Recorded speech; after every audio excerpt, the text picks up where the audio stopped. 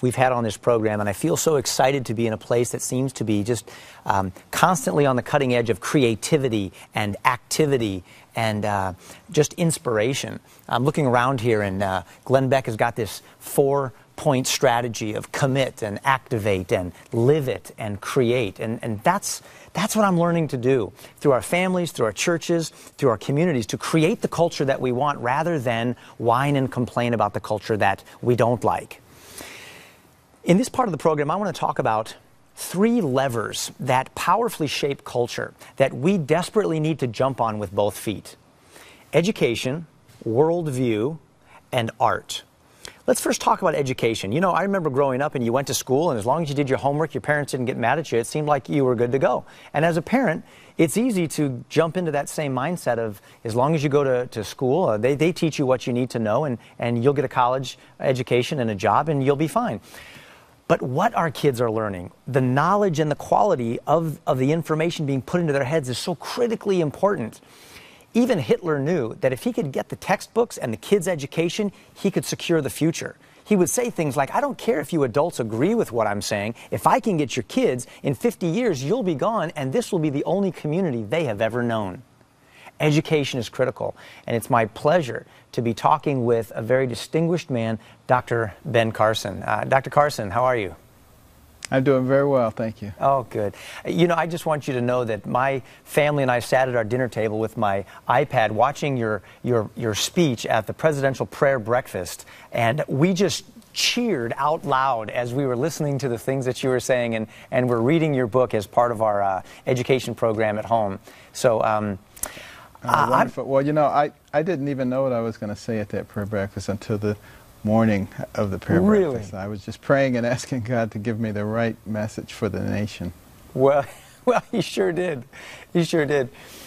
Dr. Carson, I want to hit for a moment on the importance of education, and I know that you make a big deal about this in your book, Think Big, and you have an acrostic there, Think Big, and every letter stands for something critically important for the development of young minds, and K stands for knowledge. Can you tell me? Knowledge is, yes, knowledge is so incredibly important, because the founders of our nation said that our system of government was based upon a well-informed and well-educated populace. The reason they felt that was so important is because people had to have the ability to critically analyze what was being placed before them, by the media, by politicians. And if their knowledge is lacking, then they become extremely vulnerable and extremely easy to manipulate. And so knowledge, and the right kind of knowledge, you're saying is critically important in preserving the liberties that we have in this country. Exactly. And also critically important in terms of what happens to you as an individual. You know, the average person today lives to be about 80 years old. The first 20 to 25 years are spent either preparing yourself or not preparing yourself. If you prepare yourself, you have 60 years to reap the benefits. If you fail to prepare yourself, you have 60 years to suffer the consequences. So, you know, you get to make that choice. Each person gets to make that choice. How do they want to program that incredible computer, the brain that God gave us? You know, I think one of the most inspiring parts about your story, Dr. Carson, is that you came from such humble beginnings, and now you're at the top of your field, and you seem to be an unlikely candidate. If anyone was behind the 8 ball, it seemed to be it was you.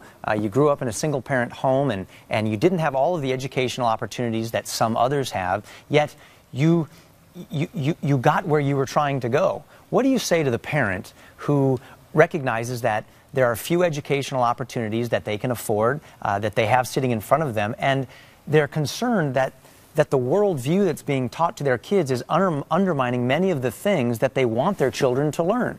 What can they do? Well, you know, my mother had only a 3rd grade education and had multiple difficulties in her life, but she never became a victim. And I think that is the key. She always said, what can I do? Is there something that I can do to change the situation or to make it better?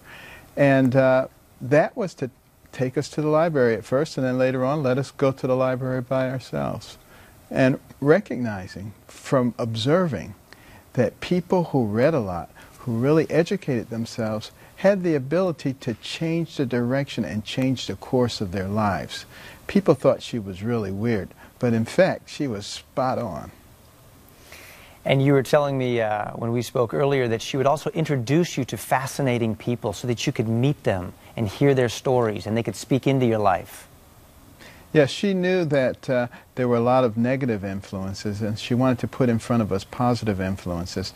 And those things exist everywhere.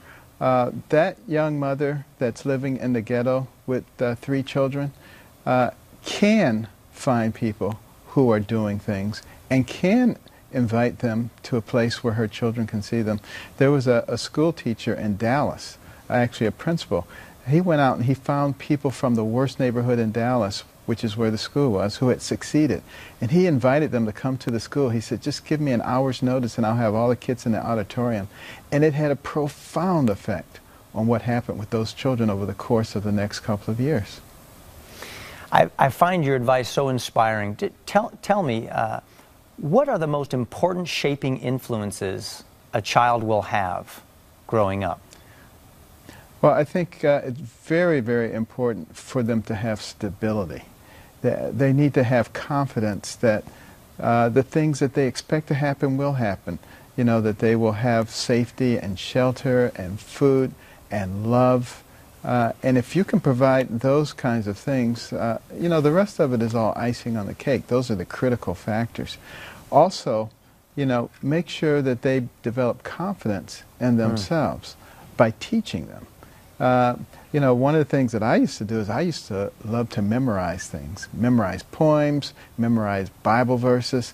Those and other people didn't know those things, and it began to make me feel that there was something special about me and that I could learn things, even though probably I couldn't learn them any better than anybody else. I thought I could, and that makes a very big difference, what you actually think you can do. Sort of like if I took a 9-inch beam and laid it across the floor, said, can you walk across that? Anybody could. If I took the same beam and I elevated it a mile in the air, nobody would want to walk across it. Same beam, same feet, same ability, but it tells you how important what your impression of what you can do actually is. Thank you. Thank you so much. I appreciate not only your advice, I appreciate the choices that you've made in your life to not be seen as a victim or to see yourself that way, and not to be dependent upon other people to do things for you, but for you to say, I can do this, God has gifted me, and circumstances will not stand in my way. I'm going to create the world and move forward. And you're inspiring the rest of us to do that. And I want to thank you for your courage to stand up in the Hollywood environment for values, for traditional values. It means a lot to a lot of us. Well, thank you. God bless you, Doctor. You too.